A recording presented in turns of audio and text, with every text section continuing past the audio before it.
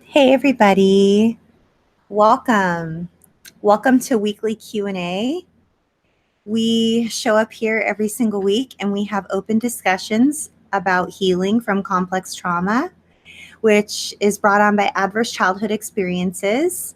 So if you're here and you're either a practitioner who administers care to complex trauma survivors who went through adverse childhood experiences and are, as a result, living with symptoms of PTSD or complex trauma, then welcome. And if you're a survivor of adverse childhood experiences and complex trauma, regardless of the type of abuse you went through when you were a child, you are welcome here. That is what this place is for. This is where we come every single week and we have meaningful, empowering discussions about all things complex trauma related. So I'm super excited that you've chosen to be here with us. Tonight I have an awesome screen share from one of you, and I just wanted to say thank you. Thank you for always being here. We're going to limit questions tonight because I'm feeling like I have a backlog every single week, which is just a testament to how our community is growing. And I might have to move to more than one weekly Q&A. I might have to start doing more than one video a week because I just can't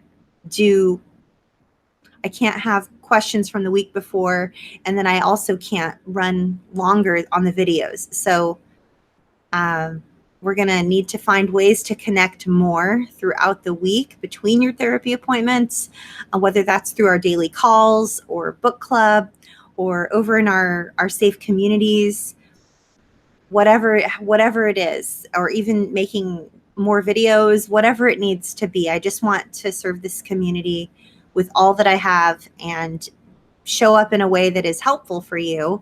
And if I have questions that are left over from the week before, it's hard for me to be fully present here with you because I'm like, oh no, I just want to finish all the questions. I don't want anybody to feel unheard or ignored or unseen. And then in addition to our questions that we get here, we get questions that come in on Twitter. I get questions that come in on Facebook, on Messenger. I get emails. I get actual physical letters that are 5, 6, 7, 10 pages long. I get cards. I have, you guys, this community. It is so humbling to even believe that I have been a part of this community for over 5 years.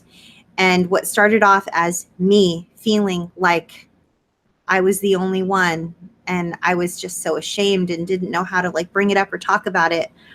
And then all of a sudden it's just sort of morphed and grown and grown and grown and grown and grown even bigger. And here we are. So thank you. You guys are amazing.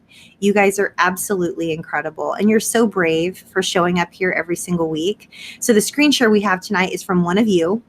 And I have edited it and changed it just a little bit to protect your identity and to make it as comprehensive and all encompassing as possible for each and every one of you.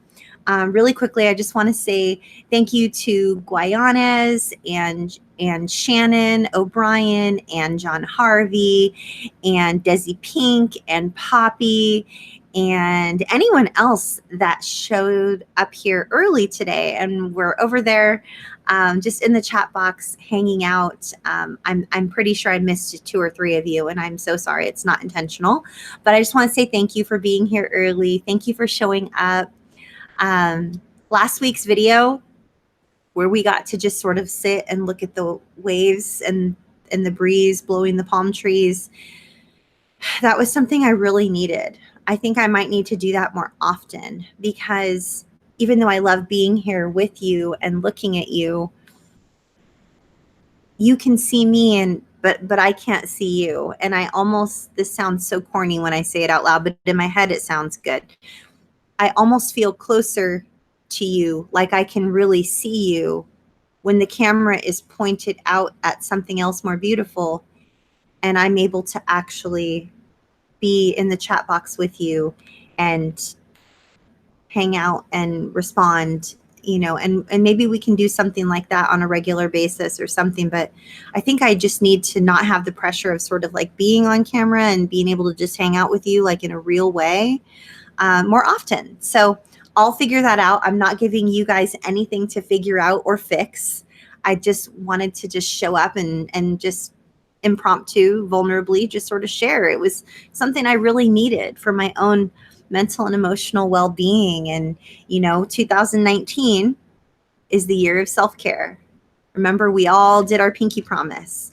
We did the pinky promise emoji, which is also the like call me emoji, and it's also the shaka emoji. But it's the pinky promise emoji. We're really committed to taking really good care of ourselves, better care of ourselves than ever before, than any year before, now in 2019. And I'm following through with that. I'm committed to that. I'm creating space for that. And I'm so happy you've chosen to be here. So this video and in the chat box and in the comments below this video is not a place for any type of crisis care. Over in the chat box, if you click the little button that says live chat, you'll be able to see that there is crisis care information for all types. If you are, whatever it is that you might be going through in your life, there is a crisis hotline for you. And if you prefer texting, there's the crisistextline.org. And I'm just grateful that you've chosen to be here. And I always encourage each and every one of you to share that information, that crisis hotline information on social media, so that anyone who needs it can have access to it. So I might ask Poppy to start posting that like in the comment section after the video renders, so that anyone that shows up on a replay can have access to all of that as well. I used to do that, and I just don't have the capacity or the bandwidth or the time to do that anymore. So I just want you to know that we got you covered as far as crisis information goes. And there are plenty of numbers. There's a place to text. There's all these different places to call, depending on what country you live in. If you're in the UK, if you're in Ireland, if you're in Australia, if you're in the United States, if you're in Canada, wherever you might be, we have you covered. So thank you for choosing to be here. And let me just see really quickly. Let me just say hi to you guys. And then I will go ahead and get started on, I don't have access to it for some reason. I don't have access to it. I'm not sure exactly why. I think I might be in a different area or something. Oh, here it is. I'm gonna need some backup on this one. Area. Guys? I do not know why that was talking. That was so weird, because it was a picture of me trying to talk to you guys, but then it was somebody else talking. So, okay.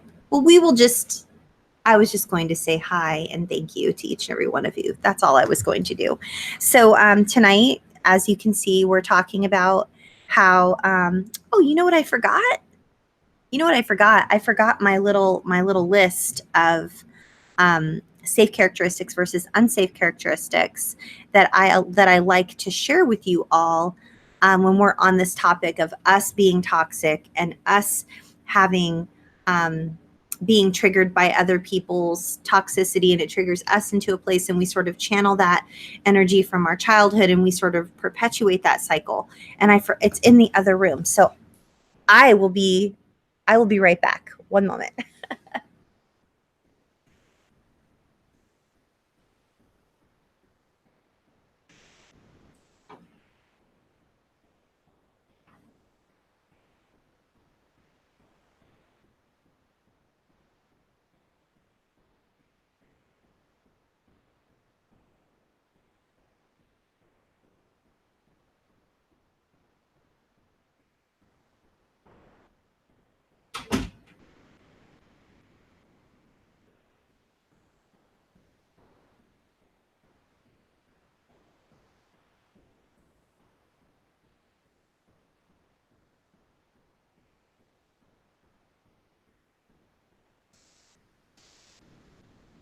I am back. Thank you so much for waiting. I needed to get my handy dandy red paper that I always have on this topic.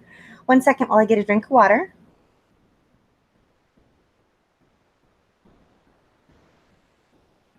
Okay, so let's go ahead and let's do our screen share first, and I will read the screen share, and then I will go ahead and answer as many questions as I possibly can, probably about 3 or 4.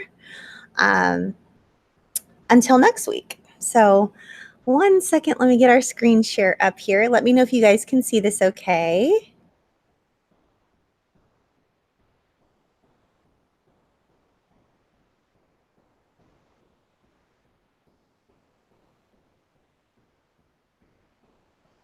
Awesome. Can you see that okay? I'm hoping you can. So here we go. Tonight, we're discussing a question that I get often, which is worded similarly to the message below. I have intentionally paraphrased the message to protect the writer's identity. Please know that I have received some version of this message no less than 100 times since I began serving this community, the complex trauma community, back in January of 2014.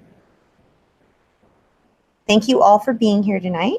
Your presence with us is valuable, and I'm beyond grateful for you allowing me to be in your life. And I'm offering safe hugs to anyone who might need them. Okay, so this was sent to me just last week, and I will read it and likely interject a couple of times in the middle of reading it. And then I will come back and spend some time with you and answer this question, okay? Hello, Athena. Awesome Monday video. I hope you managed to get some well-deserved rest. I rarely miss your weekly live stream. I always catch up later if I miss due to exhaustion. I'm not on YouTube, so I'll send you my questions here via Facebook. I've got a lot of healing to do before I'm able to not feel invisible. I wrote a letter to you last year, an awfully rambling letter with shaky writing. I was a real mess and suicidal. Now I'm feeling more like living than dying, thanks to the video library. My question is about the inevitability that we are ourselves toxic. I myself was totally in denial about this, and now I'm not. I see many of our fellow complex trauma survivors in our safe community who are stuck in dysfunction and unaware of the fact we can ourselves be toxic. Maybe this realization is too painful to imagine that we can and do almost automatically, like on autopilot, hurt people through our learned dysfunction? Question mark? My father was super critical. Belts, slaps, and shouting were commonplace while I was growing up. As a result, I was a battered wife in my first relationship. We were married. I find now that sometimes I can get triggered into an emotional flashback by well-meaning but very judgmental posts within our safe community. When I am triggered, I tend to project my father sometimes. However, I'm looking at each instance as a chance to become more resilient, learning curves, if you will. Life is full of dysfunctional people, me being one of them right now. I'm not a person of faith, but I am good, and I seek to always find the common ground with everyone I meet. I'm a better version of myself than I was last year, and next year I will be an even more healed and healthy version of myself. I will be forever grateful to you and Bobby for opening the door and beckoning me to come into the light. I look forward to next Monday's Fix of Sanity. Prayers and love. So, you guys, this is something, like I said, I get a version of this question. Let me see if I can.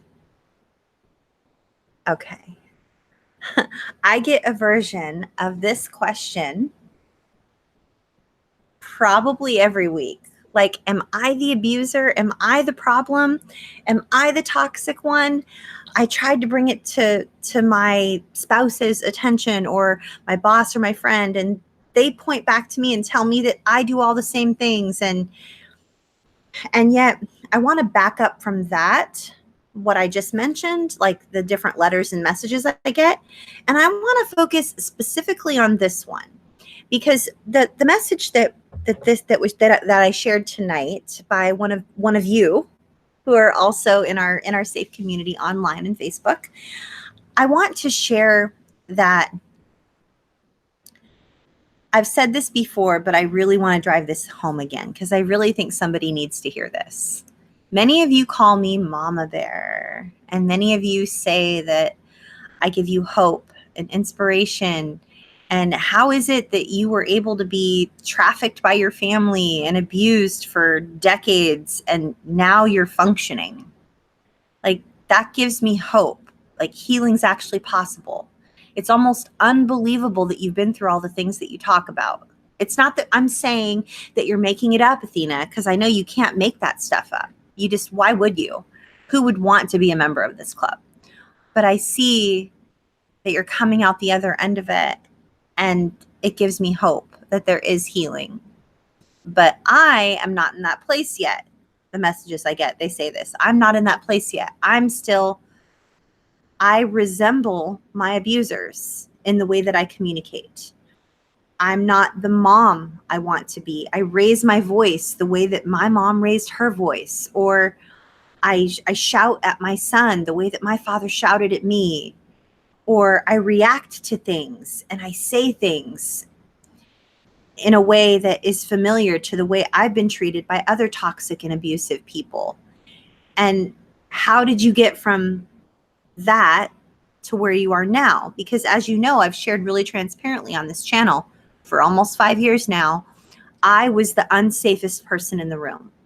And when I say I was the unsafest person in the room, I don't mean that I had some machete and I was going around, hacking people up, or I had some chainsaw and I was harming them.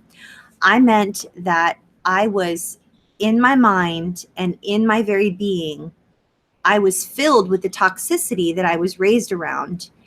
And I took on that toxic ooze that comes from my family of origin, and I embodied it. And it was like this, like, boo, boo, boo, boo, boo, boo, boo, like homing device. My toxic self that was left over from my toxic upbringing was like a homing device trying to find something that matched up, like trying to find a square peg for a square hole and a round peg for a round hole. My toxic ooze that was in me from my upbringing was trying to find other toxic people to match up with. And when certain people would say certain things, whether it was toxic or not, even if it was well-meaning, I would sometimes jump and react rather than respond.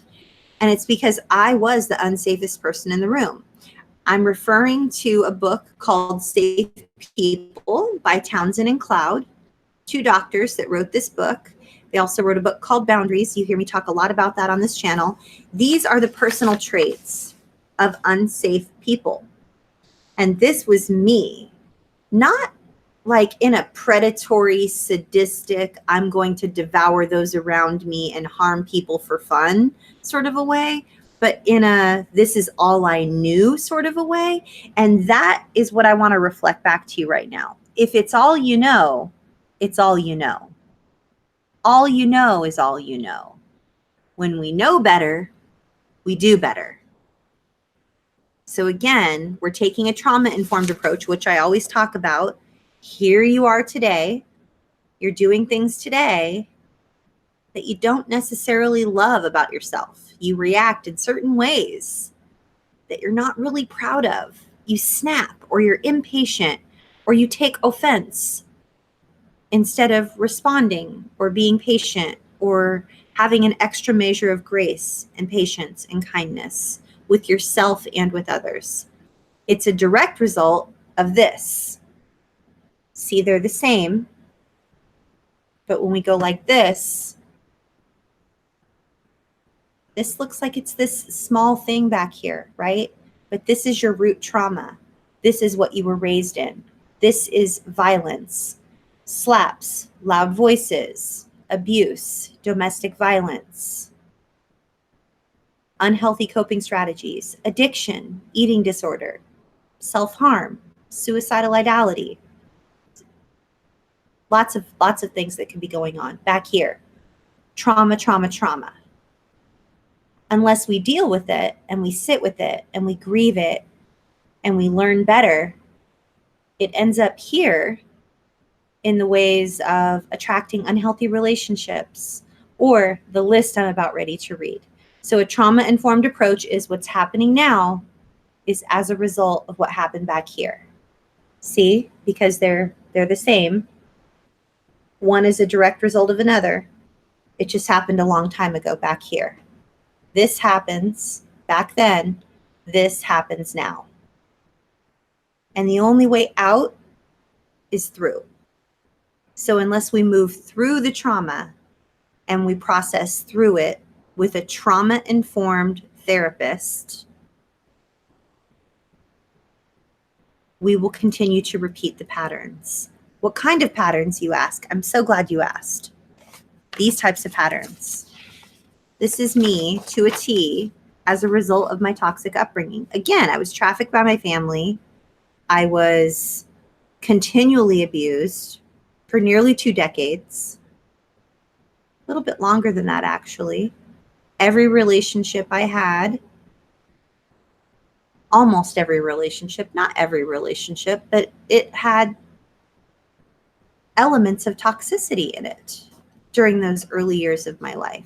And even after that, there was some jealousy, and I didn't take responsibility for my own actions, and I didn't show a lot of patience for myself or for others. And I just bought into the lie that the way I was raised was like the only way, that I was doomed to repeat it, even though I knew on the inside, I knew instinctively that it wasn't how I wanted to live. I wanted something more for myself and more for my child, but instead I repeated the patterns. So please listen carefully while I read you the personal traits of unsafe people. And remember, if this describes you, there's hope, because this used to describe me. And when we know better, we do better. So let's learn together and let's move forward and create healthy, non-toxic relationships moving forward in our present and in our future. Because we can't change the past. We can't change the relationships from our childhood. We can't change our upbringing. We can't change those people in the way that they act or the way they acted or even how they act now. The only thing we can control is us. So this is the way I used to be. I'm going to read it now. And if you see yourself in this, there is hope. Don't worry. And we're going to talk about what that looks like and what are some ways that we can move away from that. How are people misdiagnosed? How are people treated at work or at the coffee shop or in the workplace or even when we go to the doctors? What are ways that we can show up differently for ourselves and for others because we're worth it? So first, let's talk about personal traits of unsafe people. And then let's talk about making new, healthier choices moving forward in our life, because we don't have to be, we're not doomed to always be toxic and unsafe. We're not. We have the power to choose now, but it's going to be uncomfortable. Not only is it going to be uncomfortable, but it's going to be difficult, especially because if we're in the same environment, learning new things in the same environment is extra hard. Sometimes it takes a little bit of an environmental change as well. So these are the personal traits of unsafe people. Do not despair if you see yourself in these traits. Unsafe people think they have it all together, number 1, instead of admitting their weaknesses.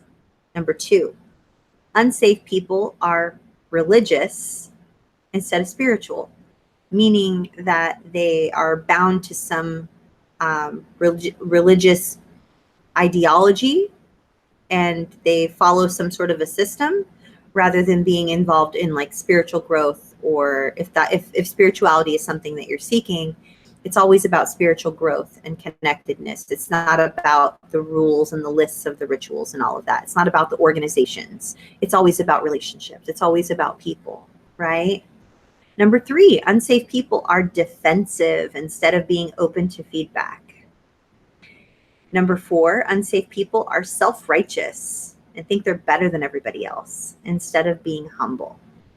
Number 5, unsafe people only apologize because you called them out on something instead of changing their behavior.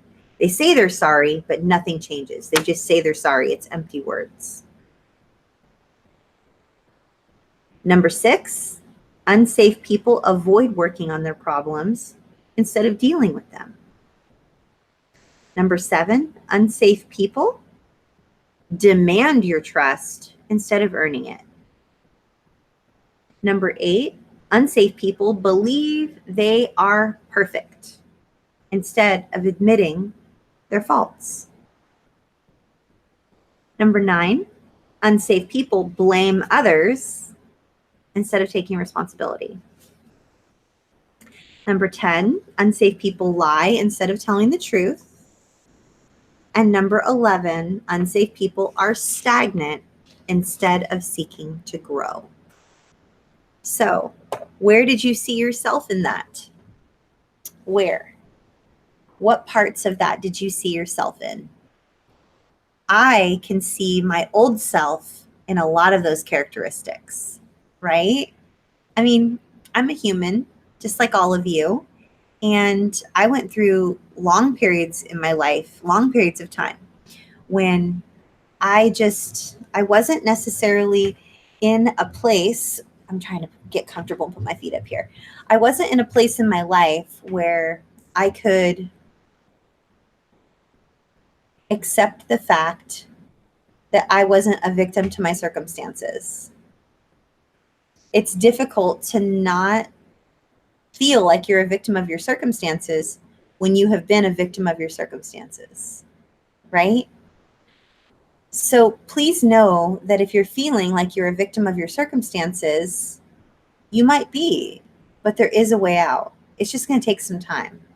It's going to take some time. It's going to take a lot of patience on your part. Patience with you, patience in your relationships maybe. But I promise you that if you set your eye on the prize, I want to become a healthy person. You set your eye on the prize. I want to be a person who is known to be able to feel comfortable enough to admit their own weaknesses, to embrace spirituality and be respectful of other people's spiritual beliefs and not think that I have like my way or the highway. I want to be the type of person that's open to others' feedback and humble and who seeks to change their behavior if they've done something to offend someone. And I want to be someone who's known for being willing to deal with my problems and my frustrations and my issues. And I want to be a person that is known for, I know that the trust that people have in me trust is always earned. It's never demanded. I want to be the type of person that's okay with admitting my faults and taking responsibility for my actions. I want to be the type of person that always tells the truth. I want to be the type of person who seeks to grow in every area of my life, spiritually, physically, mentally and emotionally, relationally, and financially. That's what I want to be known for. Not all the other stuff that defined me and was exactly how I would describe myself for all those years of my life. So I promise you there's hope. I was the unsafest person in the room. I didn't take responsibility for anything. I was constantly spinning, wondering how I was going to get myself out of situations that I was placed in by my family of origin because, they just came into my life on a daily basis or showed up unannounced or decided to call or expect me to do something, or I was expected to show up for something. And I just allowed people to sort of dictate my life and sort of be in charge of my calendar. It took a lot of courage to make some changes in my life, but I did. So I promise you it's possible. It's not easy. It's uncomfortable, but it's possible. So that's all I have to say about that. Thank you so much for sending me your messages. Thank you for your emails. Thank you for your letters. Thank you for your cards. Thank you for your Facebook posts. If I don't get them or I don't see them, I'm so sorry. I don't mean any disrespect. It could be that I'm battling overwhelm, because I really am battling overwhelm on a regular basis. It's going to take me a little bit longer, probably the rest of 2019, to feel like I'm completely caught up and like I have I'm able to delegate the things that need to be delegated so that I can handle the things that I'm meant to handle. And if I could handle everything by myself, I would, but it's an area of growth for me. And what I mean by that is, please don't miss this. If I could be here on YouTube with you guys, just like this, every day of the week, I would. However, while I'm here with you, I have emails that are coming in right now. I will probably have 20 to 30 by the time I'm done. It's the way it happens every hour, 20 to 30 emails. I have people tagging me on Facebook and posting things, posting questions for me. I have people sending me messages over on Messenger. I have people following me on Twitter, tweeting me, and sending me DMs. I have mail that's at the mailbox, either letters or cards. I have people that are sending me DMs on Instagram or liking comments or replying to something that I've said to them on Instagram. And in addition to all of that, I have a voicemail app on my website. And I also have a phone that people call and leave voicemails to. And I also receive text messages. So all those things are going on while I'm here being fully present with you. So if I could do all those things and somehow manage to do all of them, in addition to being fully present for my clients, which I absolutely love, being fully present for my husband, and being fully present for my son and my daughter-in-law and my cousins, my team, the team of people that help this video be possible, people who are rewatching videos, transcribing, marking the time and date stamps, who are helping me upload videos, transcribe videos, adding annotations, making sure that those who are hearing impaired or are in another country can click the translate button. That has to be manual captions. I have a team of people that are doing that as well. I have several people who do video and do editing and help me upload. And then I also have the vlog channel that has nothing done on it because I have 10,000 photos and videos that I'm trying to transfer, which each of them takes 1 to 2 minutes to transfer it over to a folder where someone else can access it, right? And then I'm trying to manage a team of people like you who are volunteering and helping out in this community. So the old me, the unsafe me, would say, forget it. It's not my problem. Like what can I do? I can't do anything. I'm stuck. What do you expect me to do? I'm just one person. And I do feel that way some days. Some days I just go, hey, I'm sorry. I'm just one human. Please be patient with me. And other days I step back and I go, well, let me see what I can do. I'm going to reach out. I'm going to see if I can have somebody help me vet people for groups. See if I can have somebody help manage all the projects that we have going on through the foundation, all the courses, the communities that we're bringing over from Facebook onto the foundation, that so that we can provide a safer environment for people. Someone who's stepped up and who's become a core member of our team who runs our book club. We have a meditation and mindfulness club coming up. We have our daily calls. We have a team of people. We have people stepping up to help lead those calls. Courses, speaking, travel, opportunities with the ACEs organization, opportunities with the Trauma Therapist Project, where, the stuff that we're doing gets shared with other trauma therapists so that their patients can all have access to all the things we're doing, right? So I just want you to know that this was me This was the totality of me. And now I'm able, a lot of years later, to approach things differently and take a step back and go, wait a second, I might not be doing the healthiest, best thing if I allow myself to be fully engulfed and stressed out, and that way, and because then I can be triggered and be short with people or react rather than respond. So I just want you to know that when you guys send in your questions and you're here and you're showing up for yourself, it means the world to me. And I know by faith that it's helping you when I take the time to be fully present with you right here and respond to what it is that you send me. So again, if I ever miss your guys' messages and I miss your questions, I mean no disrespect. It is not intentional. I promise you. I value each and every one of you, and I'm so grateful to be a part of your lives and that you allow me to be a part of your life. That being said, I'm going to go over and I'm going to check out the questions that you have sent in. I want to say thank you to Declan, thank you to Desi Pink, and thank you to Willow. I'm going to answer your questions right now. Declan says, problematic CPTSD, in quotes, is often misdiagnosed as borderline personality disorder. Such people are treated as toxic and manipulative. Solutions? Question mark. So I love this question because I get this question a lot as well.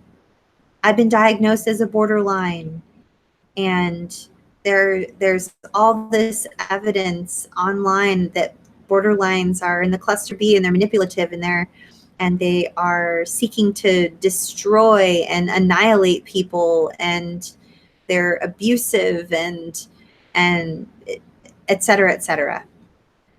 And I love how Declan asks this question and ends it with solutions, question mark. My quick answer, first of all, I want to acknowledge, Declan, that everything you wrote is true. A lot of individuals here in our complex trauma community, they are diagnosed as borderlines. They're diagnosed with borderline personality disorder, as it is listed in the Diagnostic and Statistical Manual, 5th edition, the DSM-5, and they are prescribed medications, and their treatment is lined up the way that their practitioner would line up anyone who's living with borderline personality disorder. The problem with that, and I do say problem very intentionally, the problem with someone who ticks the boxes for borderline personality disorder, if we get the ICD-11, which is used in other countries other than the United States, and we hold it side by side with the DSM-5, and we look at what the ICD-11 says about complex post-traumatic stress disorder, CPTSD, hence the CPTSD Foundation, they will see that the boxes that they're ticking for borderline personality disorder look very similar to complex post-traumatic stress disorder, complex trauma, developmental trauma, often involving attachment trauma. Solution? Question mark? Trauma informedness. The more trauma informed all of the practitioners become, not just one simple course with 2 CEUs on trauma informed care. Boom. Where's the TIC continuing education? There it is. Click. All right, I'm going to watch this webinar.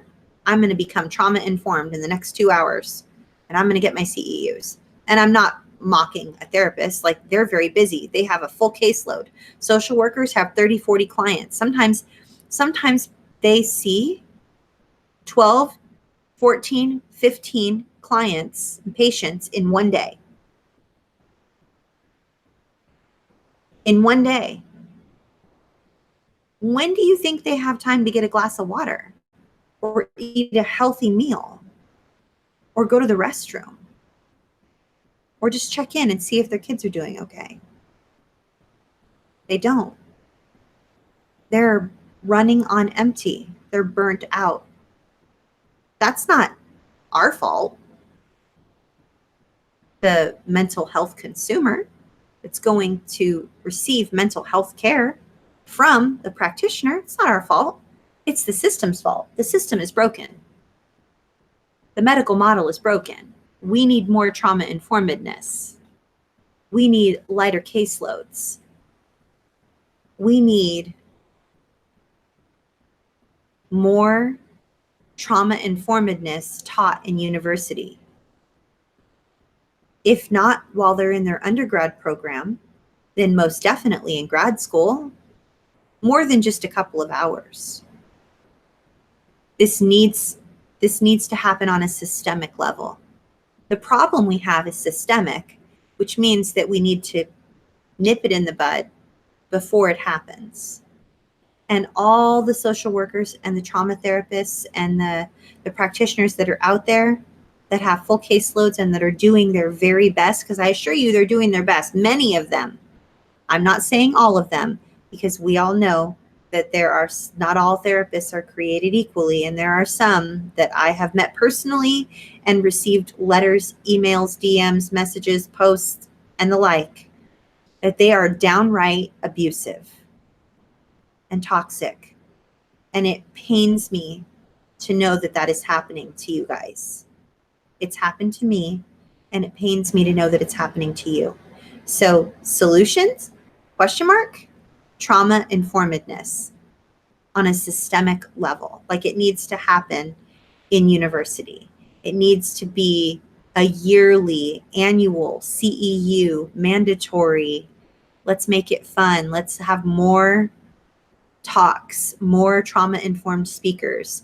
I think going all the way back to high school, middle school, primary school, having people come in and talk about adverse childhood experiences and how there is hope. There is hope. If you're living in a situation that is described as ABC 123, the ACEs questionnaire, please know that there are systems in place and there are organizations that are devoting their entire lives to helping you should you live with CPTSD symptoms when you're an adult.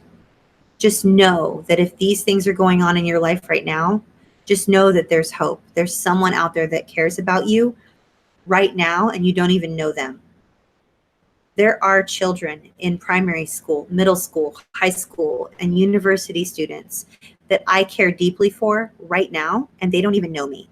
Why do I care deeply for them? Because my heart is that they would know that there's hope, that they are not a victim of their circumstances. They are fighting just to stay alive, and the reward for them staying alive is hopefully showing up in a place where I can provide them everything they need to heal. It started off as just a daily call. Now we have mindfulness, and we have book club, and we have other things happening. We have courses, and we have, everything's improving, right? Everything is improving.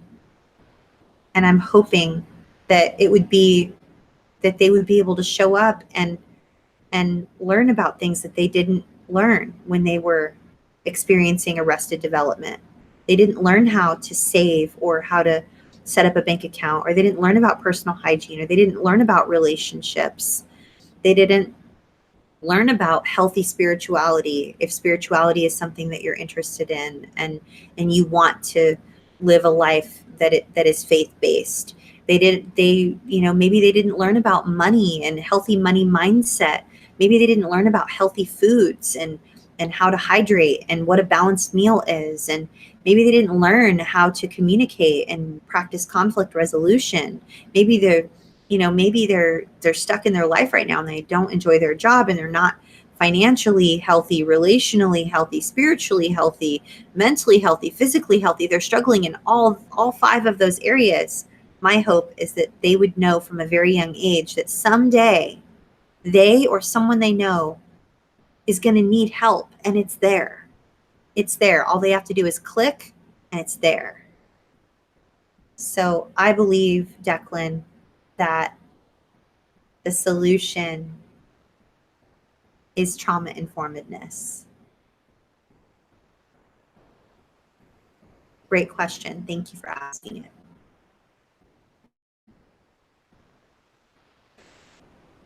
Desi Pink says, I don't have a question per se, but I know that projection is used so often by the abusers.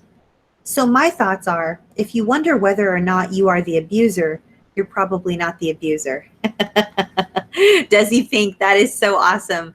You're right. I've heard this said so many different times, because a lot of times if you have a malignantly toxic, abusive personality, or you're living with a personality disorder, especially in the cluster B, and you lack empathy and you are abusive toward those around you, and you seek to get your needs met at the expense of others, chances are you project all of that onto somebody else, so they will think it's all their fault, so that they'll do whatever you want them to do and acquiesce to whatever you request. And those of us who have experienced that are all nodding in agreement and going, wow, yes, that's exactly what happened. And I would tend to agree with Desi Pink. Yes, you're right. If you're wondering right now if you're the problem and you're the abuser and you're concerned enough to look up a YouTube video about it because you want to get better and you want to heal and you don't want to be abusive, chances are you're not the original problem. You're not the abuser. You learned that somewhere. And if you're on a personal growth journey that led you to YouTube to find this video, then congratulations, because there is hope. If you're here because you think you're the problem and that you're abusive and you're seeking to change, that is likely more than your original abuser ever did. They made 12 excuses as to why they couldn't find a YouTube video on how to heal because they were too busy picking up the pieces for that, or handling so-and-so's problem, or their car broke down, or the weather was bad, or the dog ate their homework, or whatever. It's like, it's all these different excuses. It's all of this that I read you, right?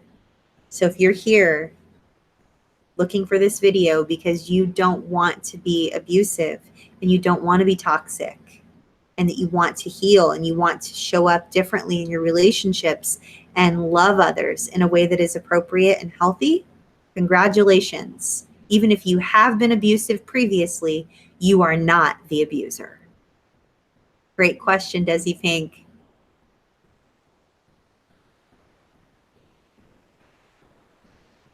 Last question.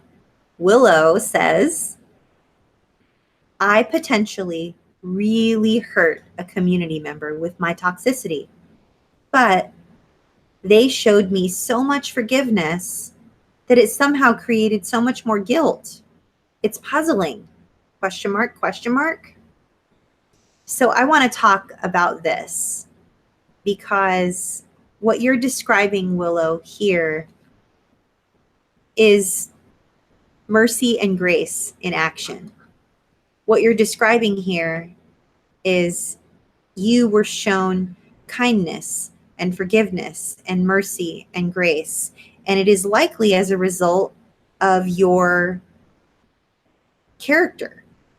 You maybe, without even knowing it, show up in a way that is so contrary to the toxicity that you perhaps think that you hurt them with. Like, example, Willow. Let's say here we get the handy dandy list out again, Willow. Follow me on this, okay? Follow me on this. Similarly to you hurting someone by being toxic, and yet they showed you forgiveness and kindness and mercy and grace in return. And I'm saying it might be due to the fact that those actions do not define you. They are not the totality of who you are as a human being. Your character is beautiful. You are kind. You show up for others. You advocate for others. And while you might feel guilt, and that is very uncomfortable, please don't allow it to consume you. Please accept it with a measure of gratitude and resolve in and of yourself to move forward differently. This is what I'm talking about. This is an example, okay? Similarly to what you're describing, let's say let's use my husband as an example.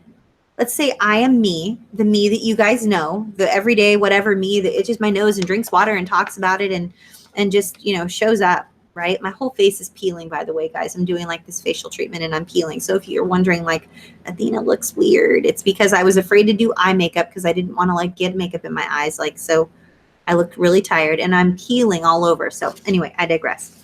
Willow, let's just say that to my husband, pretend I have it all together when he comes home from work tonight. And I'm not willing to admit that there's anything wrong. I have it all together. I got it all figured out. 3 snaps in a Z formation. I am all that and a bag of Skittles, right? That's how I'm acting.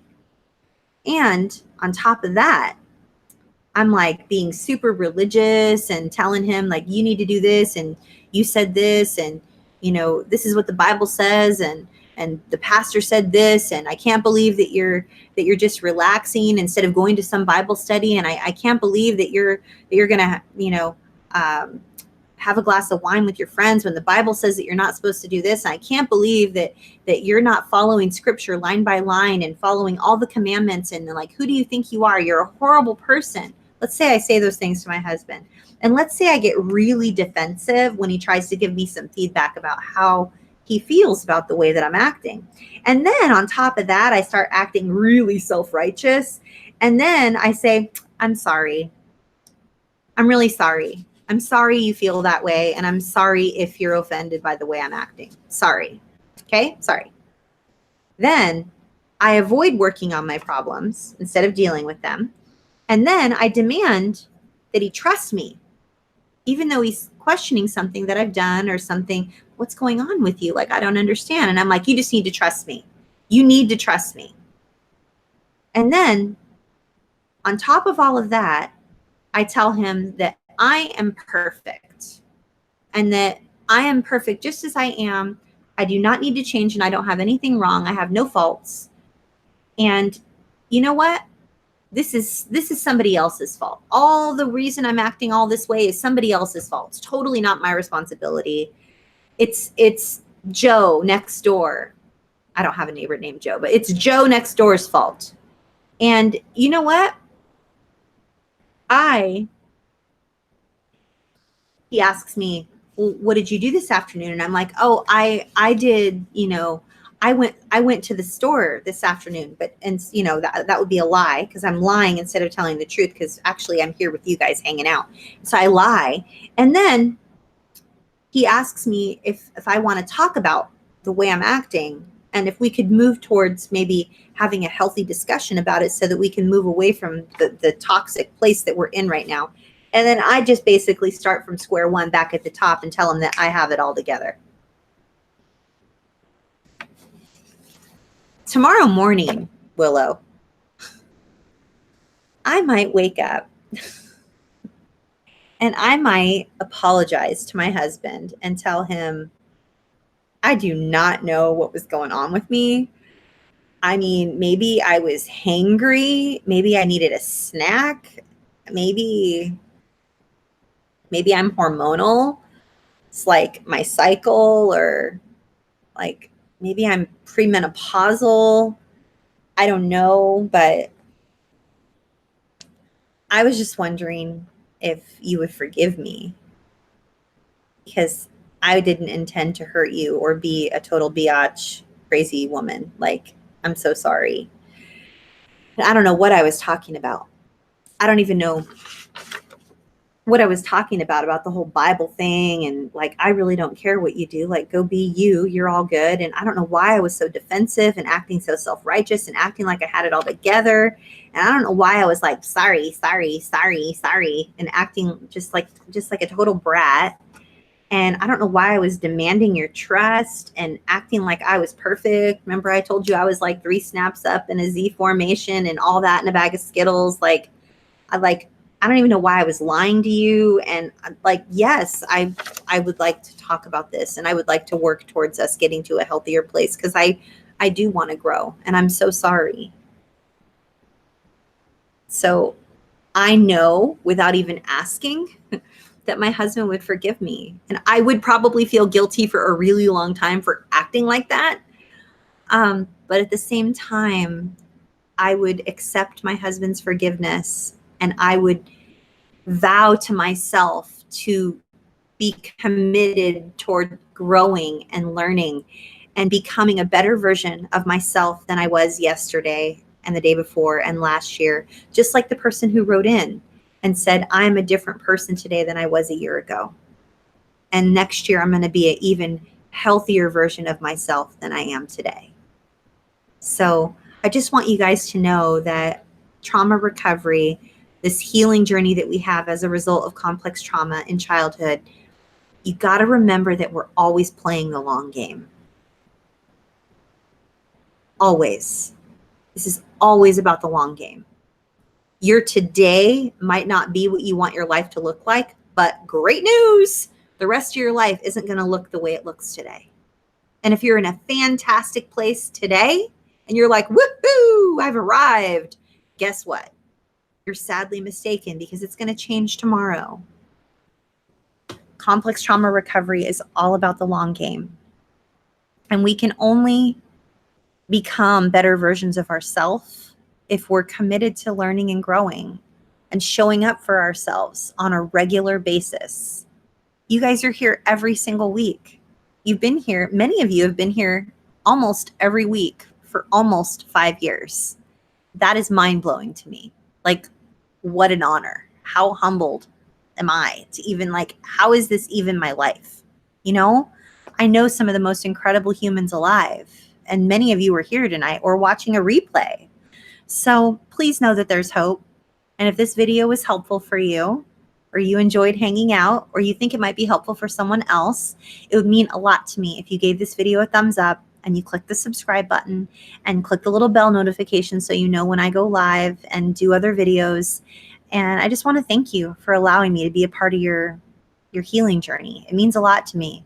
And if you're feeling unsafe, please be patient with yourself. It's going to change tomorrow. We're all moving in a direction of becoming the healthiest version of ourselves. And you don't have to do it alone. I'll do it with you, because I'm on this journey right beside you. I don't ever have it all figured out. Ever. I'm committed to always learning and growing and becoming the best version of me that I possibly can. You have my word on that. You have my promise. So I look forward to seeing you on our daily calls. I look forward to seeing you just over in our communities. If you're curious about what any of that even is, then go to cptsdfoundation.org, click around, find what you like, take the best, leave the rest. And thank you for participating and showing up for yourself, because you're worth it. See you next week, everybody.